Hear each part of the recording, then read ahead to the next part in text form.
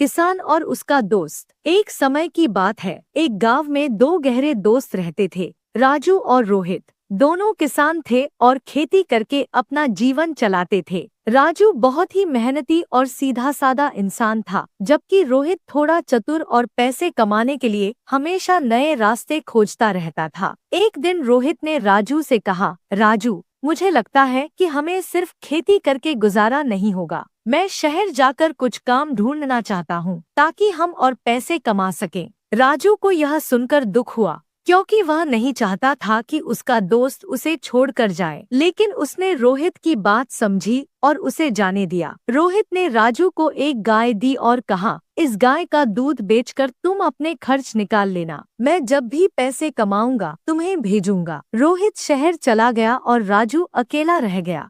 राजू ने उस गाय का बहुत अच्छे से ख्याल रखा। वह सुबह शाम उसे घास खिलाता, पानी पिलाता और उसकी साफ सफाई करता। गाय भी बहुत अच्छी थी और खूब दूध देती थी। राजू उस दूध को गांव में बेचकर अपना गुजारा करने लगा। समय बीतता गया। राजू ने गाय के दूध से जो भी पैसे कमाए उसे उसने जमा करना शुरू कर दिया। उसने सोचा कि जब रोहित वापस आएगा तो वह उसे दिखाएगा कि उसने कितनी मेहनत की है। उधर रोहित ने शहर में बहुत मेहनत की और खूब पैसे कमाए, लेकिन वह पैसे कमाने की धुन में इतना खो गया कि उसे अपने दोस्त राजू और अपनी गाय की याद ही नहीं रही। कई साल बाद रोहित वापस गांव लौटा। उसने देखा कि राजू का घर अब पहले से बहुत बड़ा और सुंदर हो गया था। राजू ने एक नया घर बना लिया था और उसके पास कई और गायें भी थीं। रोहित को देखकर राजू बहुत खुश हुआ। उसने रोहित को गले लगाया और कहा,